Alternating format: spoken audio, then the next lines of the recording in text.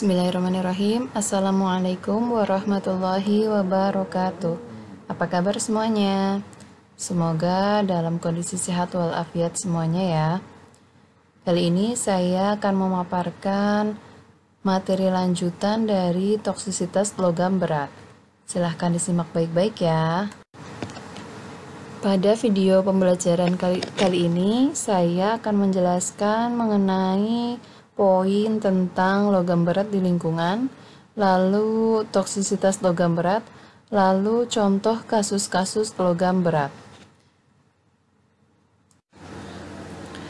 Sifat logam berat yang dapat membahayakan lingkungan dan manusia yaitu karena logam berat sulit didegradasi, sehingga cenderung akan terakumulasi pada lingkungan. Lalu yang kedua, karena logam berat dapat terakumulasi dalam tubuh organisme dan konsentrasinya akan semakin tinggi atau yang dikenal dengan istilah bioakumulasi. Pada gambar di samping terlihat bahwa logam berat yang berasal dari industri, pertambangan, agrikultur, dan urban atau perkotaan akan masuk ke dalam lingkungan perairan. Selanjutnya, organisme yang ada di perairan tersebut akan menyerap logam berat tersebut. Atau bisa juga logam berat akan tervolatilisasi secara alami.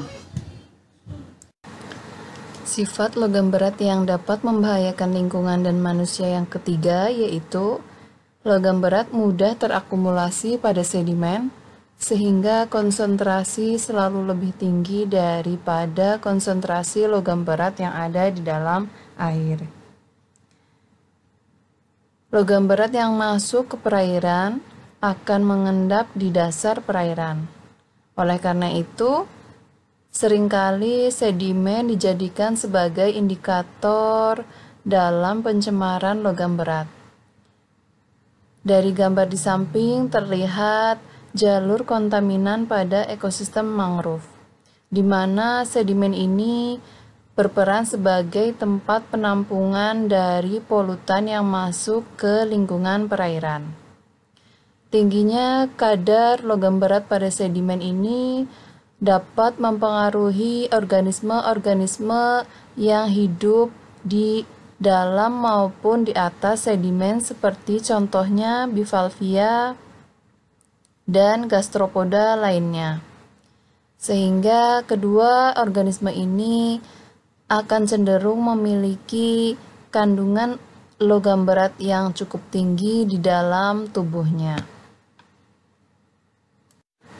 Berikut ini merupakan gambaran dari alur masuknya cemaran logam berat di dalam lingkungan perairan.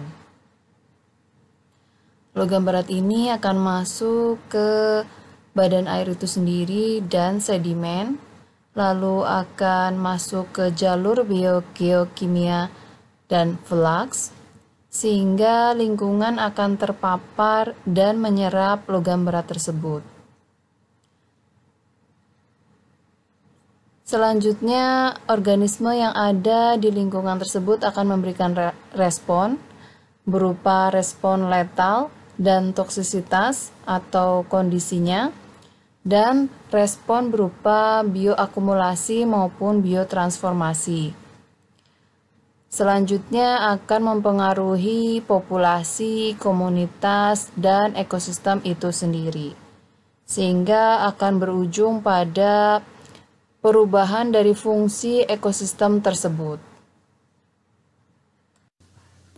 Selanjutnya, ini merupakan gambaran jalur masuknya logam berat merkuri ke dalam lingkungan.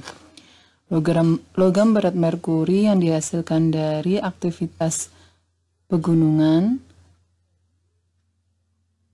lalu dari pabrik batubara, lalu dari pertambangan, yang kemudian masuk ke dalam lingkungan perairan dalam bentuk metil merkuri.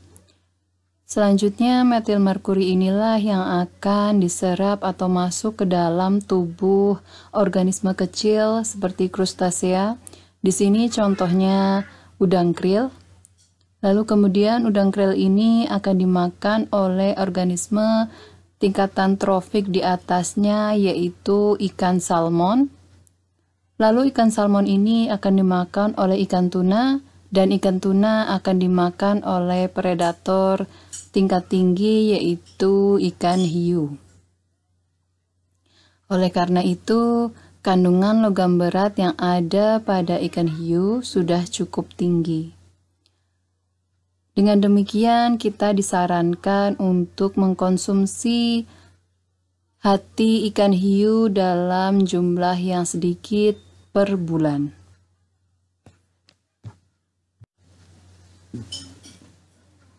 Setelah logam berat merkuri, selanjutnya ada logam berat kadmium.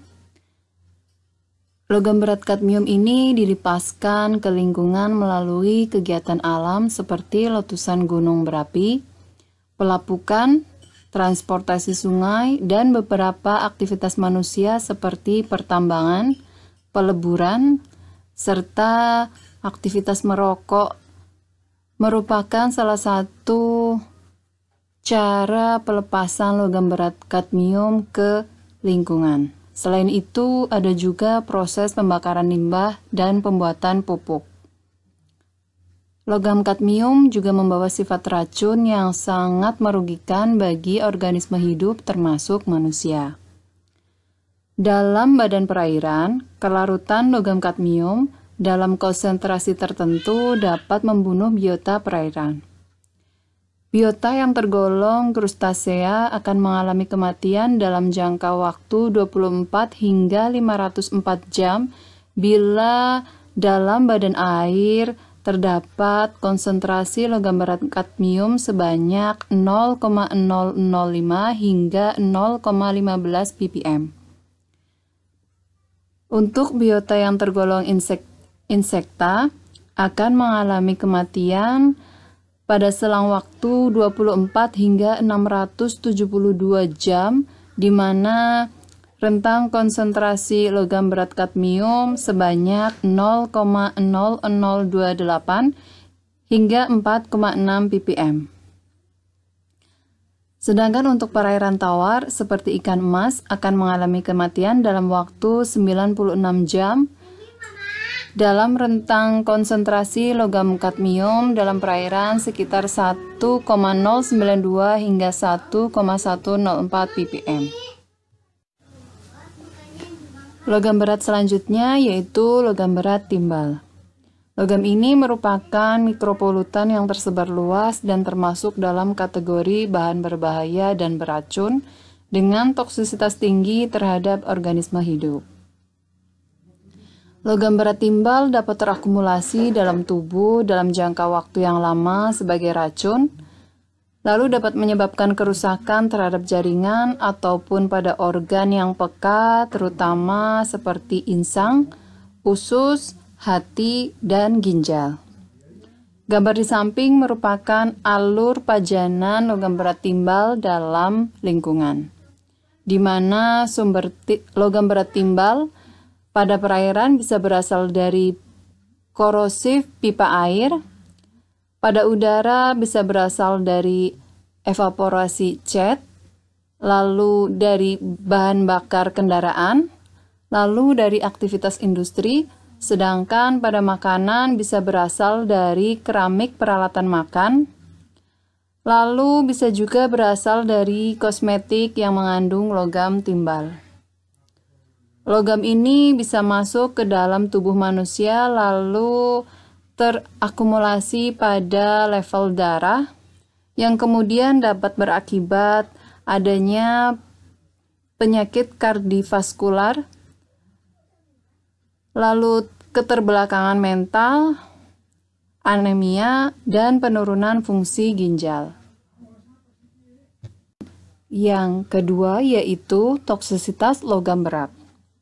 Beberapa faktor yang mempengaruhi kekuatan racun atau toksisitas logam berat terhadap organisme,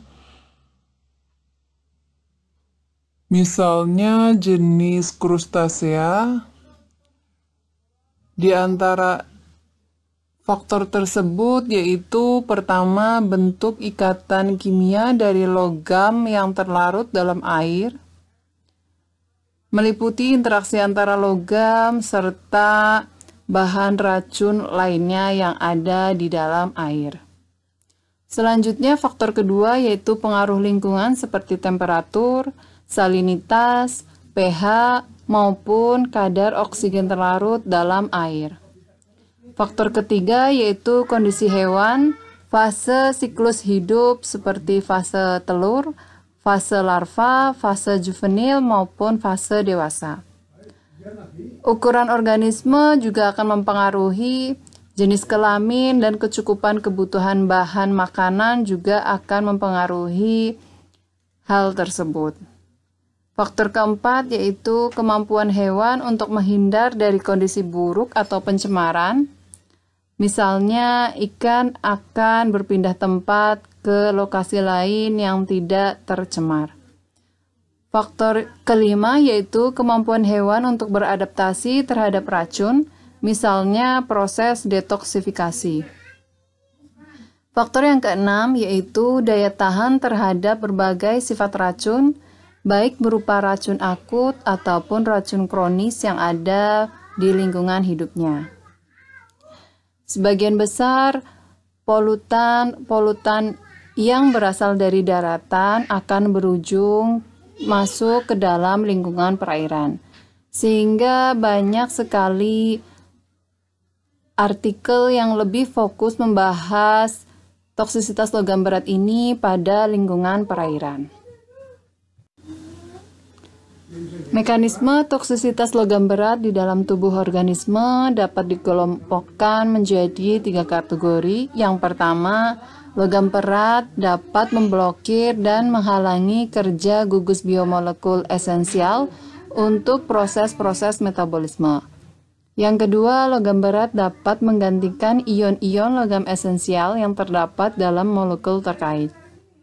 Yang ketiga, logam berat dapat mengadakan modifikasi atau perubahan bentuk dari gugus aktif yang dimiliki oleh biomolekul. Klasifikasi toksisitas logam berat digolongkan menjadi 3. Yang pertama, berdasarkan durasi waktu timbulnya efek toksisitas. Yang kedua, berdasarkan tempat bahan kimia atau toksikan tersebut berefek. Yang ketiga, berdasarkan respon yang terjadi dan organ di mana bahan kimia tersebut mempunyai efek toksisitas. Klasifikasi pertama, berdasarkan durasi waktu timbulnya efek toksisitas logam berat dikelompokkan lagi menjadi 2. Yang pertama, toksisitas akut, dan yang kedua, toksisitas kronis.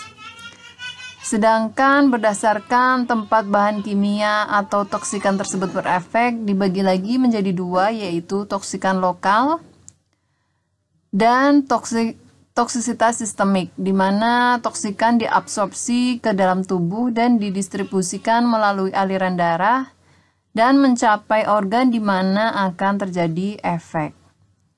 Sedangkan berdasarkan respons yang terjadi dan organ di mana bahan kimia tersebut mempunyai efek toksisitas dibedakan lagi menjadi beberapa kelompok. Yang pertama, hepatotoksin, lalu nefrotoksin, lalu neurotoksin, lalu imunotoksin, lalu teratogenik, lalu allergen sensitizers atau bahan kimia atau fisika yang bisa merangsang timbulnya reaksi alergi. Dan yang terakhir yaitu karsinogenik. Efek dari interaksi kimia, sinergis, potensiasi, dan antagonis yang memungkinkan timbulnya efek toksik yaitu: pertama, sinergis, apabila dua bahan kimia yang mempunyai sifat toksik yang sama digabungkan, mempunyai efek toksik yang jauh lebih besar dibanding dari hasil perhitungan atau penjumlahan efek dari keduanya. Yang kedua, potensiasi, yaitu apabila zat kimia tidak mempunyai efek toksik sama sekali, namun apabila ditambahkan zat kimia lain yang mempunyai efek toksik, maka akan meningkatkan toksisitas dari zat kimia kedua. Yang ketiga, antagonis, yaitu apabila beberapa zat kimia digabungkan akan saling mengurangi efek toksik dari masing-masing zat kimia tersebut. Nah, berikut ini merupakan salah satu kasus terjadinya paparan logam berat pada organisme bivalvia atau kerang, di mana jenis kerang yang terpapar logam berat tersebut yaitu jenis Mytilus baltica dan Mytilus edulis atau yang dikenal dengan kerang hijau. Paparan ini membuat perkembangan nukleus terganggu saat pembelahan sel. Akibatnya nukleus tidak berkembang normal. Terganggunya pembelahan sel ini dapat dilihat pada gambar di samping. Sedangkan pada sel reproduksi, paparan logam berat membuat spermatosit sekunder dan spermatozoa berkurang. Pada kerang hijau yang juga sifatnya sebagai filter feeder, paparan logam berat seperti logam berat timbal mengakibatkan penurunan laju pertumbuhan dan kematian akibat gangguan logam berat pada silia saat proses pengambilan dan proses filtrasi makanan. Berikut ini merupakan gambaran mekanisme DNA yang mengalami mutasi akibat adanya toksisitas dari logam berat pada insang Mytilus galloprovincialis. Logam berat seperti logam timbal masuk ke dalam sitosol melalui transporter atau saluran endositosis dengan cara penghambatan potensi proses impor fisiologis membran. Logam berat ini mengkontaminasi dan mengikat molekul kecil seperti GSH dan sebagai pengangkut yaitu chaperones, contohnya ferritin dan metallothionin, serta apoprotein yaitu contohnya superoksid dismutase dan sitokrom C oksidase. Chaperon dan apoprotein ini dapat mengganti proses ligan alami dari kation endogen sehingga mengganggu proses homeostasis Ca2+ dan menumpuk juga dalam butiran atau mineral yang kaya logam. Dengan adanya reaksi redoks pada kelompok sulfur, terjadi pembentukan reaktif oksigen spesies atau yang disingkat ROS dan reaktif nitrogen spesies atau yang disingkat dengan RNS yang berakibat mengganggu ekspresi gen serta mengganggu proses antioksidan organel sel seperti pada mitokondria dan lisosol.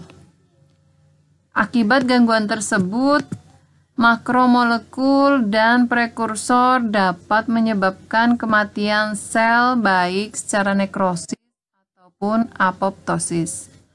Hal tersebutlah yang membuat DNA mengandung gugus reaktif dan akan memicu deregulasi gen dalam homeostasis siklus sel.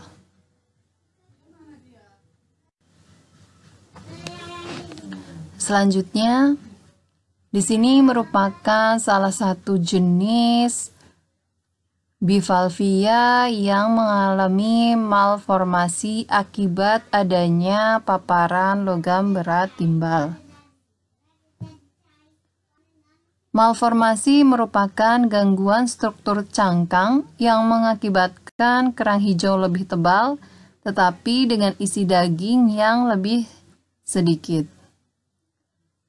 Pada kerang hijau yang telah terpapar logam berat timbal, terindikasi gangguan pada sistem reproduksinya. Gonad pada kerang jantan mengecil pada lingkungan perairan laut yang telah terpapar logam berat Pb. Pada gambar di samping, terlihat renggangnya jarak antar sel yang diduga diakibatkan penetrasi ion logam berat yang telah mempengaruhi aktivitas enzim dan menurunkan proses metabolisme. Akibatnya sel gamet akan mengecil dan mati. Selanjutnya, diameter lumen folikel gonad jantan kerang hijau yang berasal dari Teluk Jakarta lebih kecil dibandingkan dengan kerang hijau yang berasal dari Teluk Banten dan Teluk Lada. Masuknya logam berat Pb pada proses pembelahan mitosis fase metafase yang sensitif terhadap perubahan lingkungan berakibat rendahnya spermatosit kerang hijau yang terbentuk. Pengaruh toksik dari logam berat timbal akan terjadi secara fisiologi, morfologi, genetik yang akan memberikan pengaruh kuat pada organisme laut, terutama yang hidupnya menetap seperti bivalvia, walaupun pada kondisi yang rendah. Selanjutnya di sini ada tabel tentang jenis logam berat serta organ sasaran yang menjadi sasaran dari toksisitas logam berat itu, serta mekanisme kerja dari logam berat tersebut, serta bahaya yang ditimbulkan akibat terpapar dari logam berat tersebut. Contoh yang pertama yaitu logam berat kadmium. Logam berat kadmium dan senyawanya sangat larut dalam air dibandingkan dengan logam yang lainnya. Bioavailabilitas dari logam kadmium ini sangat tinggi sehingga cenderung terjadi bioakumulasi. Paparan dalam jangka waktu yang panjang untuk logam ini dapat mengakibatkan perubahan morfopatologikal pada ginjal. Organ sasaran yang akan terkena efek dari toksisitas logam berat ini yaitu tulang, ginjal, hati, plasenta, paru-paru, otak, kulit, serta kandung empedu. Mekanisme kerjanya, ion kadmium 2+ menghambat enzim proteolitik dalam lisosom dan menyebabkan cedera sel tubulus. Asam aminolevulinat dehidratase proksimal ginjal serta menyebabkan ekskresi protein molekul kecil, asam amino dan glukosa bersama urin. Sehingga logam berat kadmium ini akan mengganggu proses ekskresi dalam tubuh manusia. Bahaya yang ditimbulkan dari logam berat ini yaitu akan menyebabkan terjadinya penyakit itai-itai atau sebuah penyakit yang menyebabkan tulang menjadi lunak dan gagal ginjal, di mana penderita mengalami kerusakan pada organ ginjalnya. Pada anak-anak terjadi kerusakan otak dan sistem saraf, lalu osteoporosis atau hilangnya mineral tulang, dan osteomalasia atau tulang menjadi rapuh serta gangguan ginjal yang parah.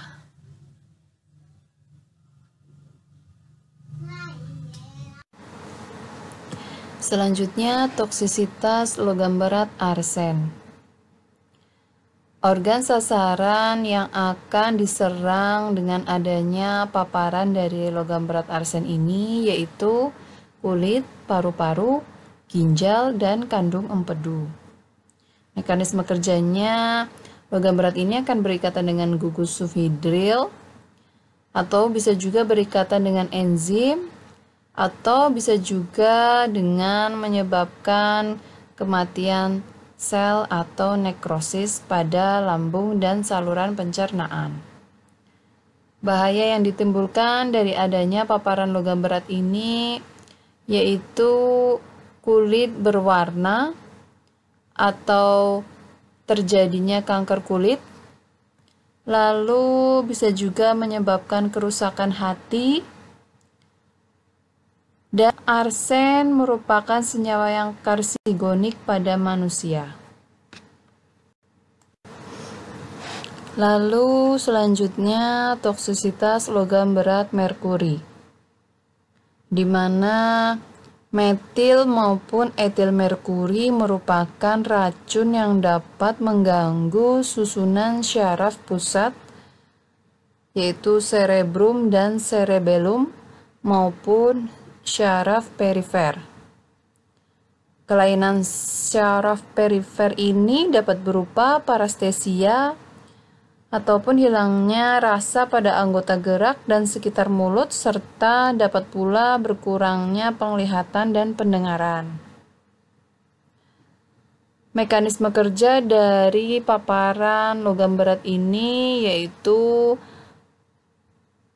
logam berat merkuri ini akan mengganggu pada proses pembelahan sel DNA dengan menghambat fungsi enzimatik. Bahaya yang ditimbulkan bisa juga menimbulkan ketidaknormalan pada bayi, sehingga kemungkinan akan menyebabkan autis. Karena efek kesehatan yang sangat berbahaya ini, sehingga standar minimum untuk kandungan logam berat pada air ini yang telah ditentukan oleh WHO yaitu sekitar 0,002 mg dan 0,001 mg per liter. Selanjutnya, berikut ini merupakan rangkuman dari sumber, bentuk, jalur masuk, gejala, serta efek pada kesehatan yang ditimbulkan dari adanya paparan logam berat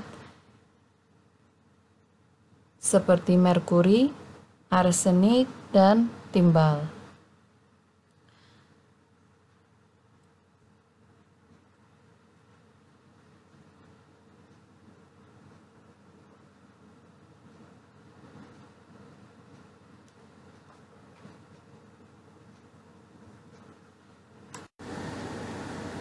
Selanjutnya, ini merupakan contoh kasus logam berat, yaitu yang terjadi pada tahun 1956 di Teluk Minamata, Jepang, di mana adanya pembuangan limbah industri yang mengandung metil merkuri yang masuk ke dalam Teluk Minamata sehingga menyebabkan ikan dan kerang yang ada di Teluk Minamata terkontaminasi metil merkuri. Sejumlah bayi menderita kerusakan otak serius. Hal ini dianalisa bahwa bayi tersebut dilahirkan oleh para ibu yang telah mengkonsumsi ikan yang telah terkontaminasi metil merkuri. Gejala lain yang ditimbulkan dari adanya kontaminasi metil merkuri ini yaitu kelumpuhan, gangguan saraf, sempoyongan, susah bicara, kejang, dan tremor pada tangan.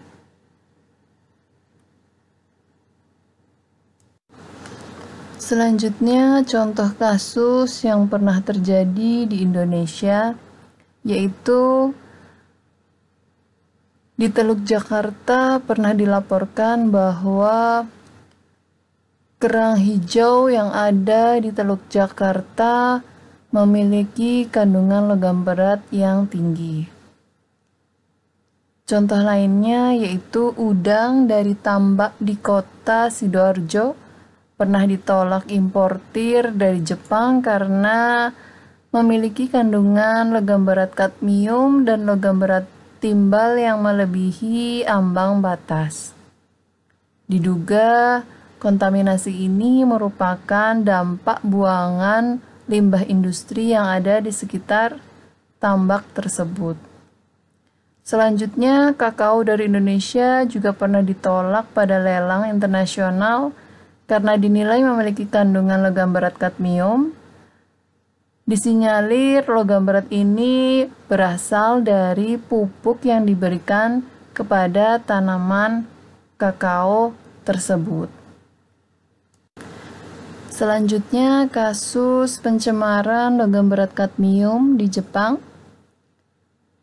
yang dikenal dengan Itai-Itai disease yang terjadi di Toyama Prefektur Jepang pada tahun 1912. Keracunan ini menyebabkan pelunakan tulang dan gagal ginjal. Disinyalir logam berat kadmium yang masuk ke lingkungan ini merupakan hasil buangan dari perusahaan pertambangan di pegunungan di sekitar Toyama Prefektur Jepang. Sekian pemaparan dari saya tentang toksisitas logam berat. Semoga video pembelajaran ini bisa dipahami dengan mudah dan dapat bermanfaat untuk semua orang yang melihat video ini. Terima kasih atas perhatiannya. Wassalamualaikum warahmatullahi wabarakatuh.